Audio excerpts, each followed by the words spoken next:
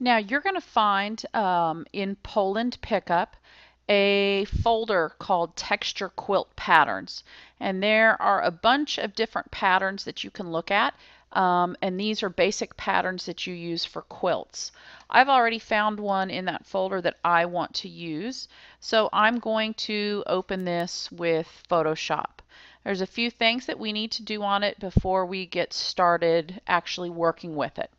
All of these images are actually right now, they are not RGB color, which is what we want. So if you'll go to image mode, check RGB. Okay, now what this does is it lets us put in any of the colors we chose for our swatches. Then I'm going to go back to the image menu and I want to change the image size because right now it's kind of small. I want it to be bigger. So I'm going to change this to 750 pixels and I'm going to change the resolution to 150 pixels per inch and click OK. Now, zoomed in made it a little bit too big for me to work with, so I'm going to zoom out and this is the image that I have right now.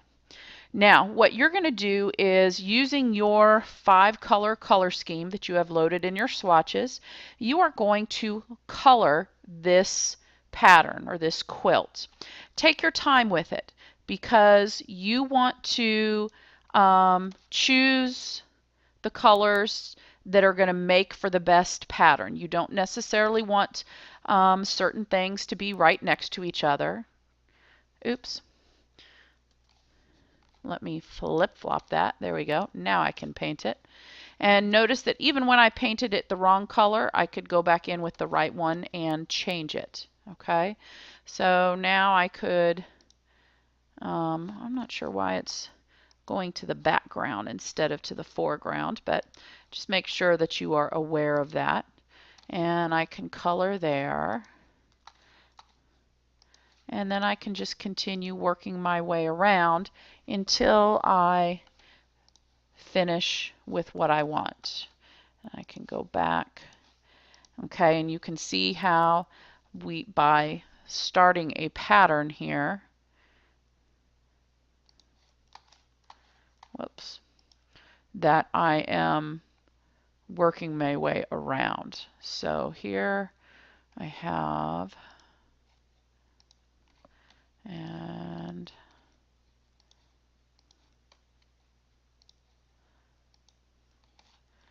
okay, and I haven't used this one yet.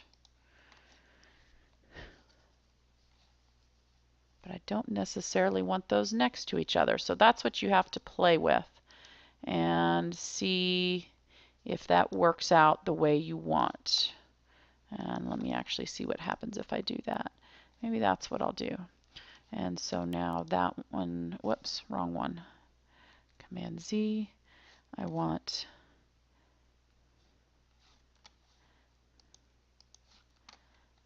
that one and that one. And then I can flip. There we go. And then this one will stay blue. This one will turn blue.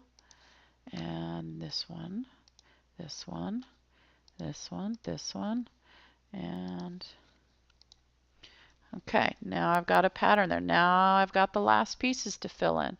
And only one of these have I used pink. That was my main one, my main square. So maybe this is where I accentuate this and I could do a little bit more. Let me see if I do the light blue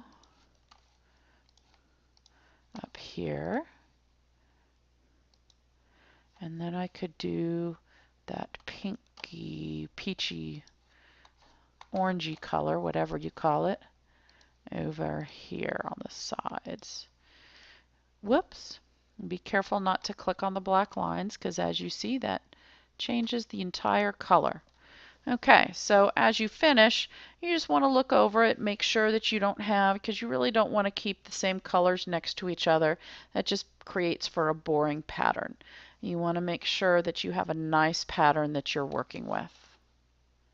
And as you finish and make sure that you like how that is, you're going to go ahead and save this into that texture folder that's in schools, and go ahead and name this period underscore your last name underscore pattern. And this is going to be a PSD file, and we're going to keep it that way.